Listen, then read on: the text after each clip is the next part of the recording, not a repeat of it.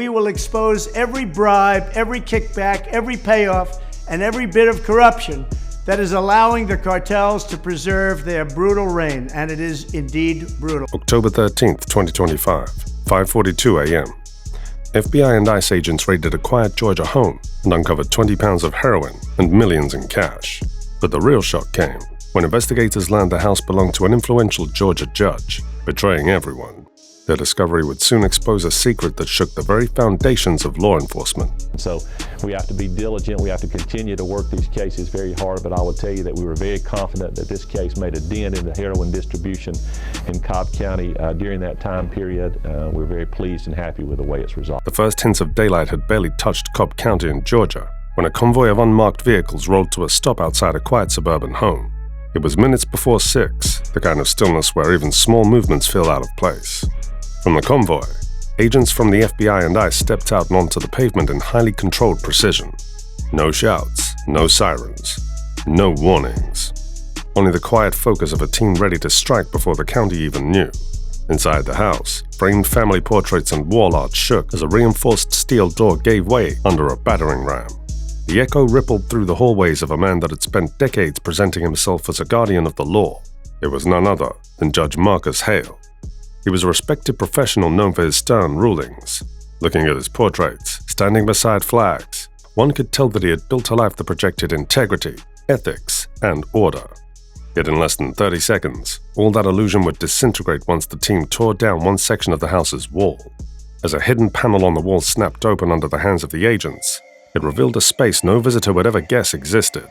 Inside, packages of an estimated 20 pounds of heroin were stacked with the efficiency of a warehouse shipment. In addition to that, there were bundles of cash, shrink-wrapped and untouched. The team later revealed that the cash was about $2.4 million. The team was shocked even more upon discovering tactical rifles, handgun, and ammunition lining up the remaining space like a private armory. It was a collapse of integrity behind a courtroom door. The team expected to find evidence, but nothing prepared them for the kind of evidence they had discovered. The most revealing secret came from something far darker: Judge Hale's unlocked phone. It was as though he believed that no one, apart from himself, would ever lay their hands on it. However, he was using a messaging app that allowed him to encrypt his messages. But it did not take long for the team to decrypt the messages. At that point, the shocker dropped. There was a chain of conversations with a Venezuelan cartel figure known as Tendagua. This right here was a name whispered in intelligence circles for coordinating shipments that bypassed entire regional enforcement grids. The conversations with the cartel painted a chilling picture. They discussed ideal delivery windows when law enforcement was likely to be on low alert. Furthermore, there were well-detailed notes on how he could coordinate judicial delays to buy smugglers extra hours. Also, there were references to rulings timed to dismantle obstacles on well-trodden drugs routes. All this pointed to one thing: this was not a man pressured into compliance. Instead, he was a person that understood the system intimately and had voluntarily made a decision to weaponize that knowledge for a criminal empire. A financial trail conducted later revealed that over $40 million had been funneled through 47 shell companies in Delaware, Panama, and Curacao. These companies had no staff, no real business activity, and no history. They existed solely as conduits to launder money. By the time all these were coming to light, one reality had taken shape. Judge Marcus Hale had not merely allowed corruption to seep into his courtroom. Rather, he had built the doorway, opened it, and stepped aside for the cartel to walk through, and allowing them to poison American neighborhoods. The betrayal was far deeper than anyone had imagined. It is at that moment that the entire scope of this operation shifted. Officers leading the team were now clear on one thing: Judge Hale's involvement could no longer be dismissed as an anomaly or a misunderstanding. With that, what had begun as a quiet inquiry around a respected courtroom figure suddenly transformed into an aggressive national offensive. Federal agencies were now treating the case as evidence of a fully operational drugs pipeline beneath the country's infrastructure. It is from that realization that Operation Crosscut was born. Within days, intelligence analysts had managed to piece together the routes, coded messages, and financial transfers linked to the Venezuelan network Hale had been secretly enabling. The findings pointed to a system far larger than anyone projected. That's when the government deployed teams across 7 states in synchronized raids that looked more like a military campaign than rounding up drug traffickers.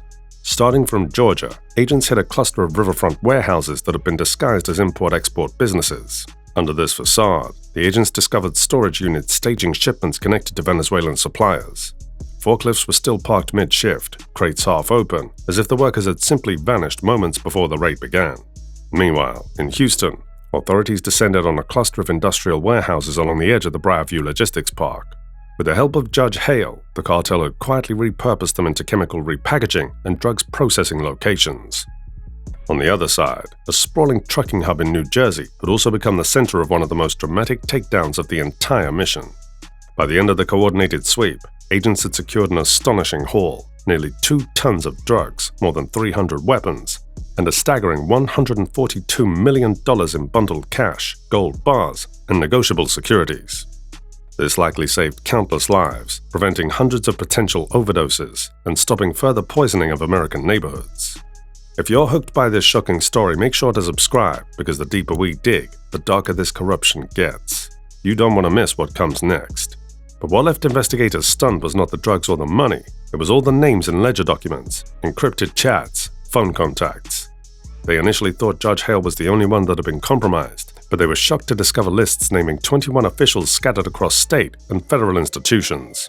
All officers, inspectors, sheriffs, contractors, and brokers had allegedly accepted payments to keep the cartel pipeline running. Law enforcement and administrative officers and city employees have been arrested since they had assisted in the protection of the criminal network. In total, these officials had accepted deals totaling $8.3 million via bank ledgers and encrypted mails from the cartel. They were willing to let drugs flow through American neighborhoods and schools in order to protect the criminal network. What began as a raid had transformed into one of the most complex drugs corruption raid in the state's history. And the deeper the team dug, the clearer it became that the rot was not isolated. It ran deep through the very system meant to stop it. Across the affected communities, the reaction was immediate and profound.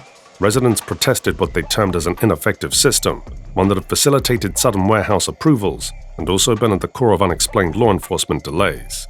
What followed was citizens pouring into the streets and courthouses, holding peaceful protests and demanding accountability in criminal prosecution.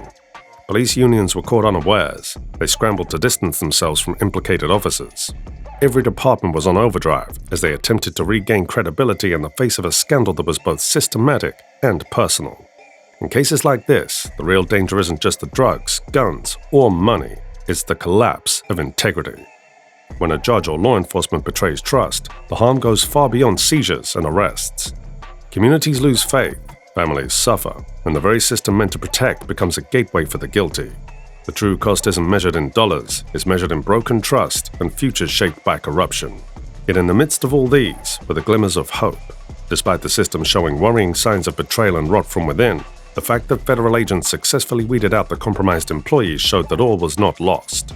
From agents who followed anomalies to analysts who traced illicit dollars, this was enough proof that there were still countless individuals who were still upholding the highest threshold of integrity and honesty. All in all, the message was clear. If even a fraction of the system remained unexamined, the next collapse could be far worse than anyone imagined. Regardless, the effects of the operation also affected service delivery. For the next few days, courtrooms went quiet as the judiciary scrambled to reorganize and ensure there were no loopholes the other cartels could capitalize on and infiltrate the system. In addition to that, city buildings that were bustling with staff a few days earlier now stood half empty, reeling from the absence of officials suddenly removed from their posts. So serious was the situation that emergency elections had to be called to fill positions that had been vacated overnight, and the chaos didn't stop at that. Permit offices stalled, leaving construction projects frozen mid-development. Police precincts also had to operate with skeletal teams, forcing neighboring counties to send support. Some departments even had to be locked behind yellow tape while auditors combed through years of paperwork to ensure no stone had been left unturned. With all these, the unsettling truth gradually settled within the communities. The system had been far more compromised than anyone dared to believe, and it would take longer than expected to clean this mess up. Judge Hale might have been the entryway into the system, but the corruption stretched far and wide, threading through law enforcement, municipal offices, and local government institutions. 12 police officers, 17 city commissioners, 8 procurement officials, and 11 contractors were found to be compromised and already in the network's payroll. Simply put, their work was simple: look the other way and ensure the cartel knows everything going on within the system. These people had perfected the art of weaponizing what looked like routine bureaucracy into a covert system that enabled illegal narcotics to flood the US in large quantities. Amid the chaos, Hale himself remained an unsettling figure of silence. Press cameras captured him as he quietly walked past reporters, perhaps deep in thought on how the empire he helped build crumbled faster than a sandcastle on a beach. Yet the symbolism was stark. A man trusted to enforce the law had in reality instead been leading its violation in one of the worst ways, acting as the crucial link that kept the cartel's pipeline intact. Imagine a federal judge helping a cartel that had been linked to a string of kidnappings used to pressure rival groups, as well as to send a message to those that attempted talking to authorities. One that was also found to be at the center of multiple cross-border human trafficking operations that exploited migrants desperate for a safe passage. Intelligence reports also tied them to targeted assassinations. These were hits carried out with chilling precision, often leaving investigators with no evidence beyond the brutality of the crime scene. Investigators had described its operation as relentless, invisible, and absolutely merciless. Every step this judge made seemed to communicate a silent indictment of the very system designed to protect the American public. Yet in all these, his takedown showed that no matter how deep into a system a criminal network might be, law enforcement will eventually catch up.